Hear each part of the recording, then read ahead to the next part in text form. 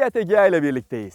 Egea, Fiat'ın kompakt sınıfta konumlandırdığı yeni sedan modeli. Bu araç daha piyasaya çıkmadan bile çok merak ediliyordu ve çok talep görüyordu. Şu andaysa satışta. Bakalım Egea gerçekten merak edildiği kadar iyi özelliklere sahip mi? Gelin hep beraber inceleyelim.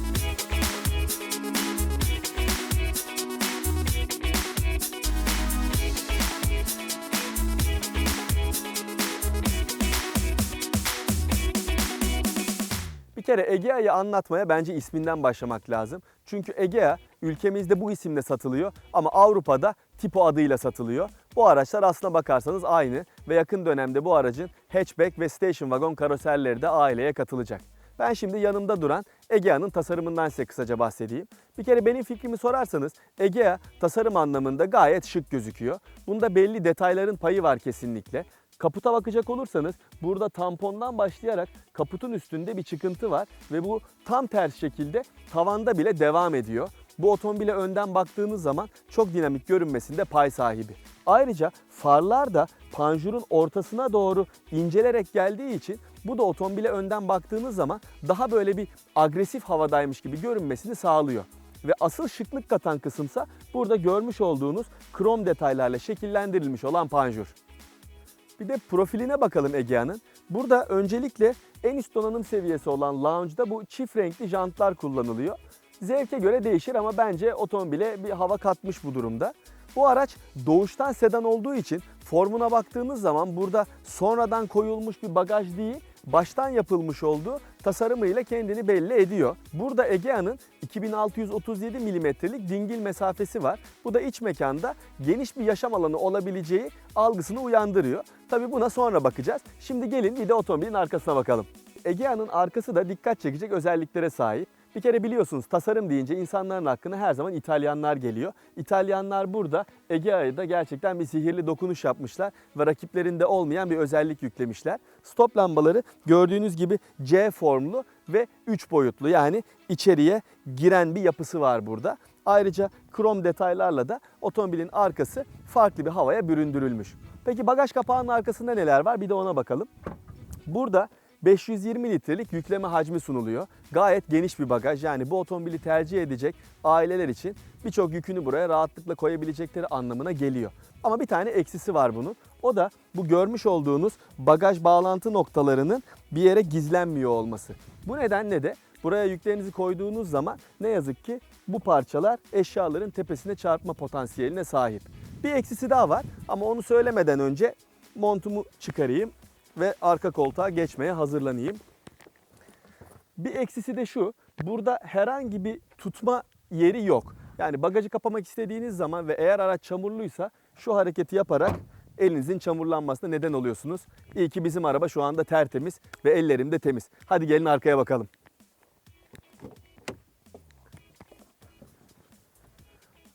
Bakalım burada nasıl bir diz mesafesi sunuluyor.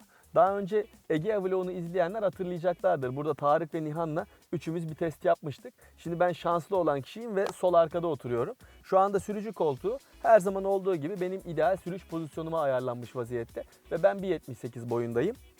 Gördüğünüz gibi burada çok iyi bir diz mesafesi sunuluyor. Baş mesafesi de hiç fena sayılmayacak kadar iyi. Burada bir de kol dayama var. İşe yarar bir aksesuar ama açıp baktığınız zaman bunun gerçekten bu kadar düşük kalite olması şahsen beni çok şaşırttı. Artık sürüşe başlama zamanı. Gelin.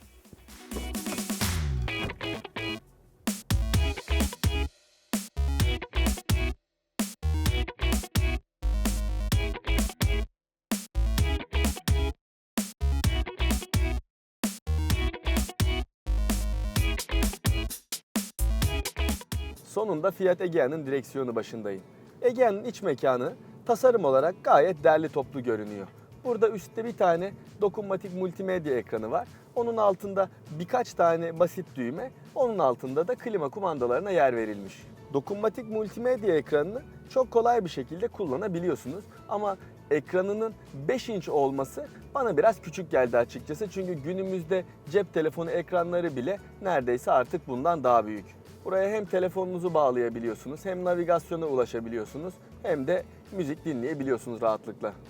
Göstergeler okunaklı, ortasındaki yol bilgisayarı ekranından da birçok menüye ulaşabiliyorsunuz. Küçük eşyalarınız için vitesin önünde derince bir alan, vitesin arkasında da 2 tane bardaklık var. Bardaklıklar güzel ama biraz küçük.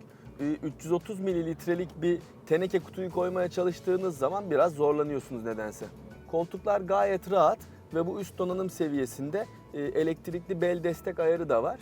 Bu sayede konforlu bir şekilde oturma pozisyonunuzu ayarlayabiliyorsunuz. Deri direksiyon simidi ele iyi bir şekilde oturuyor ve üzerindeki hız sabitleyici ve yol bilgisayarı düğmelerine kolay bir şekilde erişebiliyorsunuz.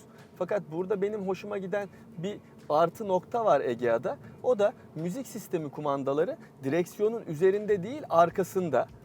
Bu şekilde bir yerleşimin olması bana açıkçası daha kullanışlı geliyor. Çünkü direksiyonu bu şekilde tuttuğunuz zaman baş parmağınızla kumanda etmek yerine direksiyonu kavradığınızda işaret parmağınızla bu hareketleri yapabiliyor olmak bence daha ergonomik. İç mekandaki malzeme kalitesi gayet iyi. Burada yumuşak plastik malzemeler kullanılıyor. Görünüm olarak da başta da söylediğim gibi derli toplu. Ama ben daha önceki vlogda da bahsetmiş olduğum gibi burada kullanılan damar damar yapı benim açıkçası gözüme çok hoş görünmüyor. Yine de müzik sisteminin çevresinde ve kapı döşemelerinde kullanılan parlak siyah kaplamalar iç mekandaki kalite algısının biraz da olsa yukarı çekilmesini sağlamış. Gelelim Egea'nın motorine ve sürüş özelliklerine.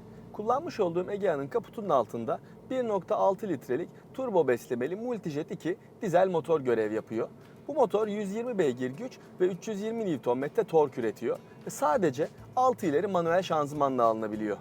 Bu yeni bir motor değil. Fiat birçok modelinde bu motoru kullanıyor. Ama bu şu anda Euro 6 emisyon normlarını karşılayan bir motor.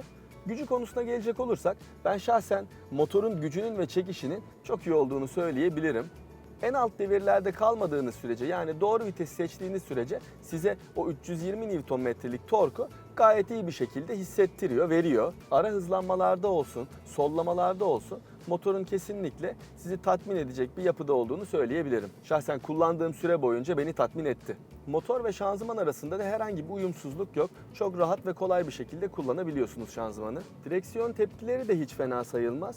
Yani tabii ki elektrik destekli olduğu için çok bir his beklememek lazım bu direksiyondan. Ama normal kullanımda normal bir sertlik derecesine sahip. Tabii Egea'da da diğer birçok Fiat modelinde olduğu gibi direksiyonun City modu bulunuyor. Bunu bu orta konsoldaki düğmeye basarak City modunu devreye alabiliyorsunuz. Bu sayede direksiyonun hassasiyeti çok değişmiyor olsa da biraz yumuşamış oluyor. Bu şekilde şehir içindeki manevralarda, park edeceğiniz zamanlarda, dar alanlarda direksiyonu daha rahat bir şekilde kullanabiliyorsunuz. Süspansiyonlar da konfor odaklı ayarlanmış. Yani siz seyahat ederken iç mekandakilerin çok fazla sarsılmaması için elinden geleni yapıyor amortisörler. Yol tutuş konusunda da Egea tabii ki yola zamp gibi yapışmıyor ama limitlerini çok fazla zorlamazsanız ve özellikle otomobilin dengesini bozmazsanız virajları rahat ve güvenli bir şekilde dönebiliyorsunuz. Yalıtım konusunda da kullandığım süre boyunca bana bir rahatsızlık vermediğini söyleyebilirim. Gelelim son olarak da yakıt tüketimi konusuna. Bu konu bana sorarsanız biraz karışık çünkü motorun hem tutumluluk potansiyeli var, yani siz çok sakin kullanıyorsanız veya açık yollarda trafiğe girmeden uzun yolda kullanıyorsanız düşük tüketim değerleriyle gezebiliyorsunuz. Ama ta ki şehir içinde vakit geçirmeye başladığınız zaman veya biraz daha performanslı kullanmaya başladığınız zaman bu anlarda yakıt tüketimi büyük oranda artıyor. Ben yine de size ne tecrübe ettiğimi söyleyeyim. Ben Egea'yı bir haftadır kullanıyorum ve bu süreçte 300 kilometre mesafe yaptım. Şu anda yol bilgisayarında bana 7 litrelik bir tüketim ortalaması gösteriliyor. Demin de söylediğim gibi bu değerin artı eksi oynama potansiyeli çok yüksek.